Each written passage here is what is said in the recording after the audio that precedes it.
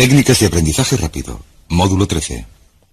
Al principio de este seminario hablamos de la potencialidad humana y de cómo la persona media utiliza menos del 10% de su capacidad, de cómo, a la muerte de Albert Einstein, su cerebro fue estudiado en la Universidad Cornell, averiguándose que en toda su vida jamás utilizó más del 15% de su capacidad mental.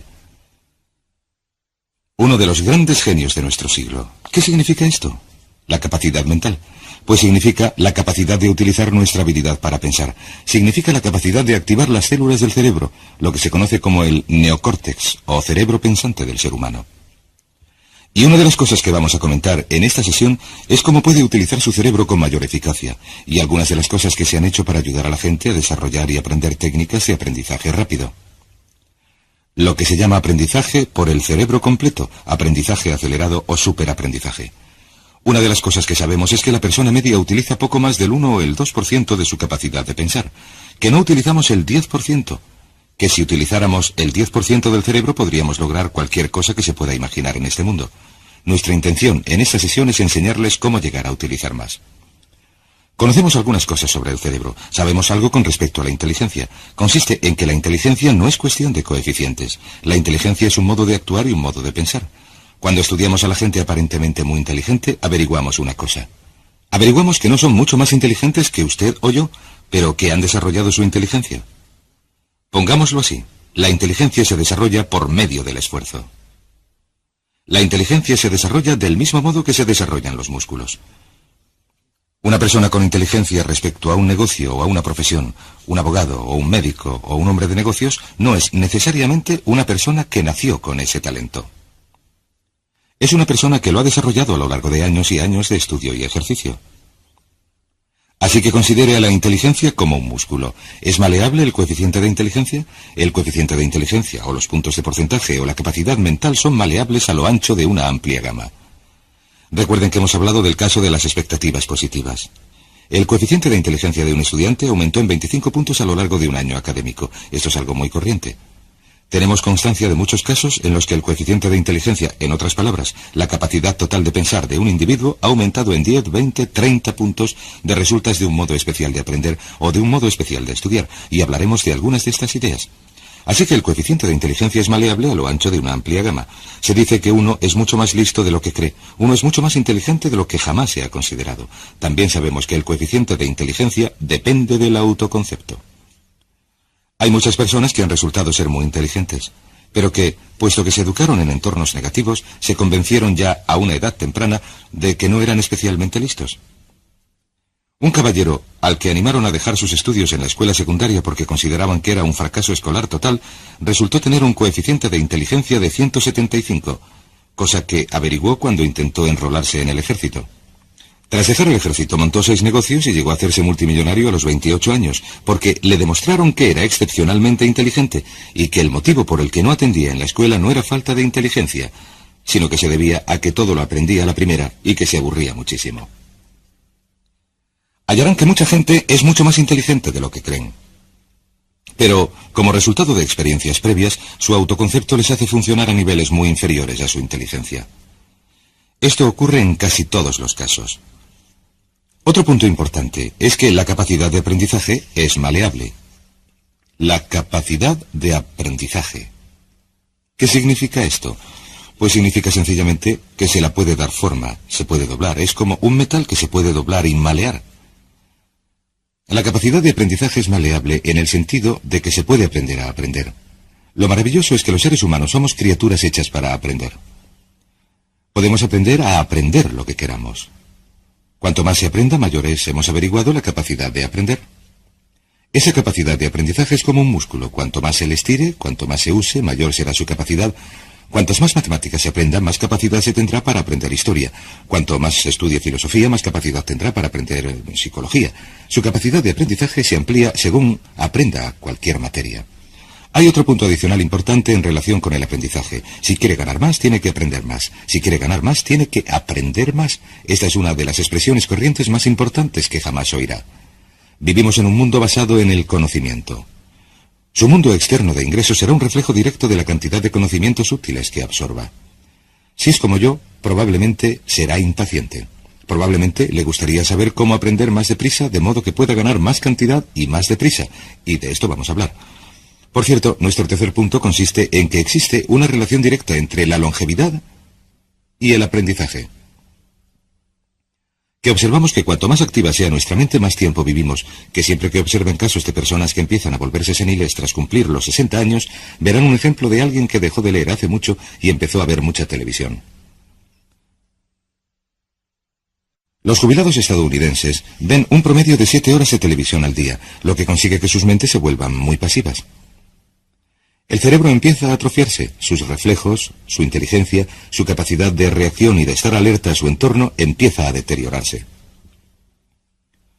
Cuanto más tiempo dedique a aprender, cuanto más tiempo dedique a estudiar, más activo será mentalmente. Cuanta más energía tenga, cuanta más vitalidad, más sano será. De hecho, si estudian las vidas de hombres y mujeres creativos tales como Goethe, que empezó la segunda parte del Fausto a los 85 años, o Grandma Moses, que empezó a pintar a los 75 años y seguía pintando cuando cumplió los 100. Albert Schweitzer, con quien trabajé en África, seguía haciendo una jornada completa de trabajo a los 91 años, cuando la mayoría de las personas que habían crecido con él, si no todas, llevaban décadas en la tumba. Así que, aunque su única razón sea que quiere vivir siempre, ha de llegar a aprender de manera activa e inteligente. Debe desarrollar su capacidad de aprendizaje, debe aprender a aprender. Hace unos años, en la década de los 50, un hombre llamado Georgy Lasonov inició unos experimentos que han tenido una gran influencia sobre nuestra manera de pensar en Occidente durante las 2 últimas décadas. Se ha escrito sobre su trabajo un libro importantísimo titulado Superaprendizaje, que comenta los resultados de sus experiencias. Lasonov empezó a estudiar el hecho de que la explosión de información era tal que ya nadie podía estar al día en su profesión. Que fuera cual fuera la profesión de cada uno, se escribían sobre ella decenas, centenares, incluso millares de artículos cada día. Que nadie podía absorber esta información, y empezó a preocuparse por la necesidad de elaborar un método para que la gente aprendiera más deprisa. A su sistema lo denominó aprendizaje acelerado. Nosotros lo llamamos aprendizaje rápido. Hay quienes lo llaman superaprendizaje, significa lo mismo. Quiere decir, ¿cómo se puede absorber más información más deprisa? Lo que averiguó Lasonov fue lo siguiente. Empezó como un pionero en la investigación de la utilización completa del cerebro. Averiguó que en realidad el cerebro se compone de 2 hemisferios, y que los 2 hemisferios del cerebro realizan distintas funciones, que la gente que mejor aprende es capaz de armonizar y de utilizar ambos hemisferios del cerebro. Si el hemisferio izquierdo es responsable de ciertas funciones, el derecho es responsable de otras. También averiguó que hay una masa de tejido que divide el cerebro y se llama cuerpo calloso, y que los niños, hasta los 5 o 6 años, aprenden a razón de unas 25 veces más de lo que aprenden los adultos. Y lo que pensó fue, ¿no sería posible volver a crear las condiciones que existen en la primera infancia que permiten que los niños aprendan a una velocidad fantástica en la vida adulta? Y al estudiar las funciones del cerebro, averiguó que el hemisferio izquierdo y el hemisferio derecho eran responsables de modos de pensar muy distintos. Permítame un ejemplo. El hemisferio izquierdo es verbal. Piensa en términos de palabras. El hemisferio derecho es pictórico o artístico y piensa en términos de imágenes. El hemisferio izquierdo es analítico, mientras que el derecho es holístico. Ve todos los hechos y todas las informaciones. Ve la imagen si lo prefieren. El hemisferio izquierdo es pragmático. Tiene los pies en el suelo. El hemisferio derecho es intuitivo y es el centro de la intuición y las sensaciones. El hemisferio izquierdo es concreto. Le gusta ver cosas que pueda contar, tocar, saborear y palpar. El izquierdo, quiero decir, el derecho, es abstracto. Es responsable del concepto abstracto, de los conceptos científicos, artísticos o filosóficos.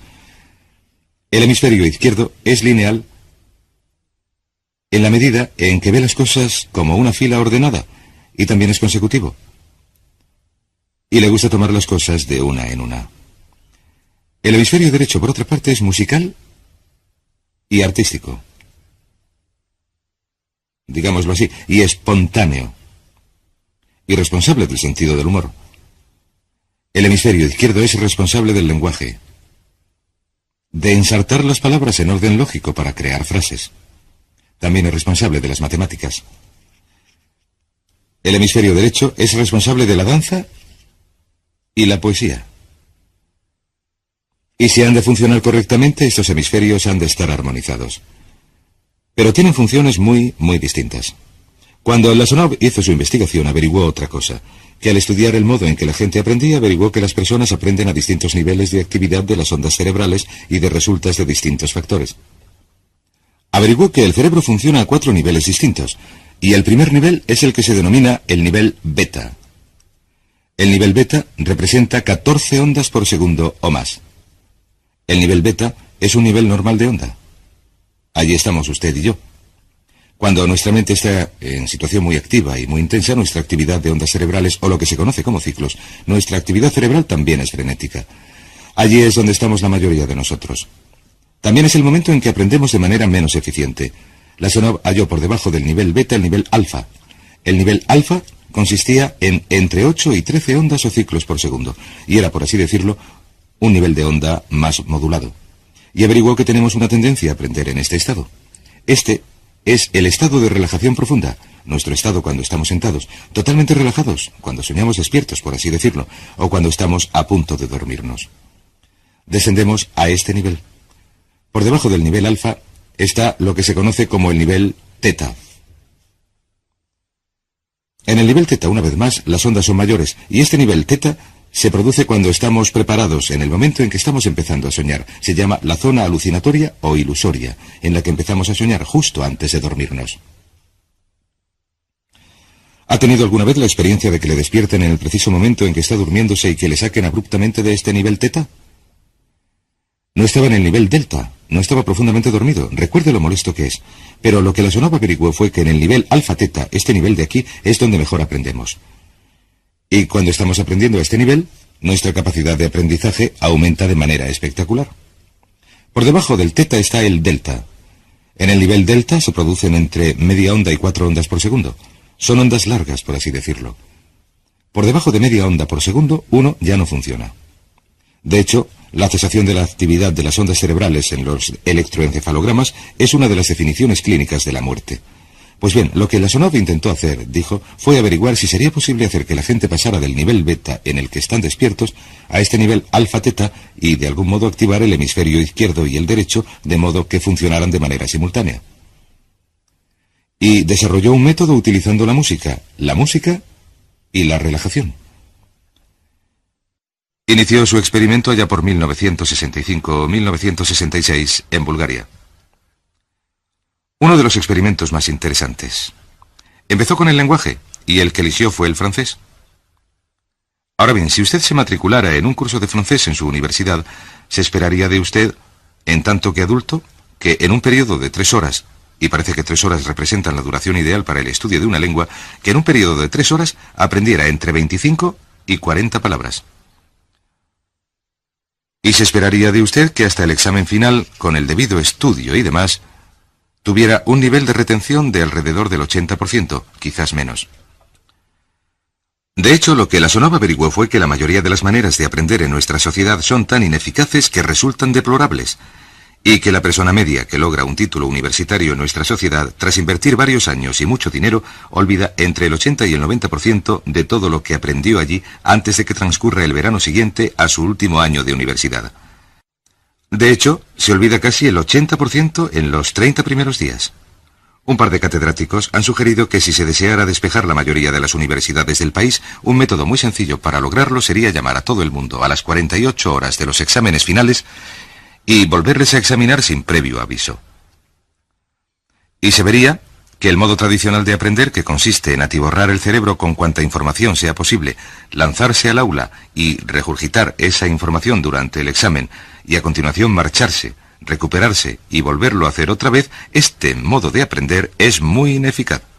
Toda la información que absorbemos de este modo se pierde por completo. Por eso, si estudiara un idioma en el colegio y luego fuera a uno de los países donde se habla ese idioma, probablemente no recordaría más de 3 o 4 palabras, e incluso estas estarían equivocadas. De manera que Lasonov decidió utilizar la música y la relajación, y esto fue lo que hizo. Bajo unas condiciones estrechamente controladas, reunió a 60 estudiantes. Había seleccionado a estos estudiantes de varios campos, y ninguno tenía conocimiento alguno del francés. Habían sido estrechamente controlados y seleccionados por personas que estaban en contra de este experimento. Todo estuvo rigurosamente controlado. En 1966 reunió a las 60 personas, sintiendo que tendría que aumentar enormemente el nivel medio de aprendizaje para lograr la autorización para el establecimiento de su Instituto de Sugestología. Posteriormente, se llegó a establecer en Bulgaria el Instituto de Sugestología. Lo que hizo fue reunir a estas 60 personas. Su meta era conseguir que llegaran a aprender 150 palabras por sesión. 150 palabras por sesión con un mayor nivel de retención. Lo que hicieron fue reunirlos, poner música suave, bajar la luz y leerles palabras de unas fichas donde aparecía el francés por un lado y el búlgaro por el otro. Y según les leían las palabras, los estudiantes repetían la palabra en un estado de profunda relajación. Luego les devolvían a un estado de plena consciencia, revisaban las palabras y les hacían pruebas sobre las mismas. Desde las 3 sesiones iniciales averiguaron, en primer lugar, revisión en estado relajado, en segundo lugar, escuchar las palabras en un estado de relajación profunda y en tercer lugar, nueva revisión en el estado consciente. Y averiguaron que ya desde la primera sesión estaban logrando una retención del 98% y que durante las pruebas al final de cada sesión recordaban el 98% de lo que habían aprendido. Realizaron este experimento durante 6 semanas y todos y cada uno de los estudiantes de la clase lograron una tasa de retención del 98% sin haber tenido ninguna experiencia previa en la lengua. Antes de terminar este experimento, en 1966 pidió más voluntarios y se presentaron otros 15. 15 de estos estudiantes se presentaron voluntarios. Les preguntó, ¿sería posible aprender 500 palabras en un día? Pues bien, vinieron un sábado y trabajaron todo el día, ya que nadie en la historia escrita ha aprendido 500 palabras en un día, y al final del día los resultados dieron un 98% de retención en 500 palabras. Un punto interesante es que muchas de estas personas padecían trastornos nerviosos. De hecho, los nombres del 40% estaban en los ficheros de psicólogos y psiquiatras. Después del periodo de 6 semanas de aprendizaje aprendiendo 150 palabras al día, casi todos se encontraban perfectamente bien. No se producía tensión alguna en este tipo de aprendizaje. Era muy relajante. Averiguaron que a los estudiantes les despejaba la mente y que se sentían muy bien después, en contraste con nuestro método de aprendizaje actual que produce tantas tensiones y es tan competitivo. Averiguaron que, tras aprender estas 500 palabras, al final del día todo el mundo se sentía estupendamente. Nada de tensión, nada de fatiga, nada de nada. Pues bien, se dijo, veamos si es posible mejorar esto antes de que dé por terminado el experimento, y llamó a 12 de los estudiantes, los que mejor aprendían. 2 semanas después se reunieron para ver si podían aprender 1000 palabras en un día, 1000 palabras nuevas en un solo día. El resultado fue que al final del día fueron capaces de aprender las 1000 palabras y lograr un resultado del 98% en las pruebas. Es interesante comentar que algo después, unos 6 meses después, volvieron a llamar a 50 estudiantes para ver qué porcentaje de la lengua habían retenido. No habían tenido la oportunidad de leer en francés ni de hablarlo, pero los resultados arrojaron un 69% de retención sin revisión alguna. Con una revisión, la retención total ascendió al 98%. En otras palabras, este método de música con relajación, situándose en un nivel alfa-teta y activando ambos hemisferios cerebrales, había producido un espectacular aumento en la capacidad de aprendizaje. En 1974, Lasonov, durante unos experimentos controlados, subió la tasa a 1800 palabras en un día, con una retención del 98%. En 1979, en un experimento especial con estudiantes seleccionados, Lasonov logró aumentar la tasa a 3000 palabras en un día, esto es, activando el cerebro y manteniendo un 98% de retención. Es fenomenal, es casi increíble, pero lo que Lasonov ha averiguado es que la capacidad de aprendizaje del cerebro es infinita, la capacidad que el cerebro tiene para aprender y para absorber información. Por ejemplo, si usted habla correctamente, usa entre unas 1200 y unas 2000 palabras durante su vida normal. Lo único que necesita son 2000 palabras para tener una fluidez funcional en cualquier lengua. La persona media utiliza menos de 1200 palabras. De hecho, algunas personas, sobre todo en la parte inferior de la escala cultural, utilizan a veces menos de 500 palabras. 2000 palabras le permitirán leer cualquier periódico, cualquier revista, oír la radio, ver cualquier programa de televisión, salvo que sea de índole técnica. Lo que Lasonov demostró fue que es posible que una persona aprenda una lengua al día, permanentemente. Ahora bien, esta tecnología de aprendizaje está empezando a modificar nuestro modo de aprender. Está empezando a revolucionar nuestra comprensión del lenguaje. Lasonov también ha desarrollado muchas otras técnicas y conocimientos. Averiguó que la música clásica suave es parte esencial de este aprendizaje.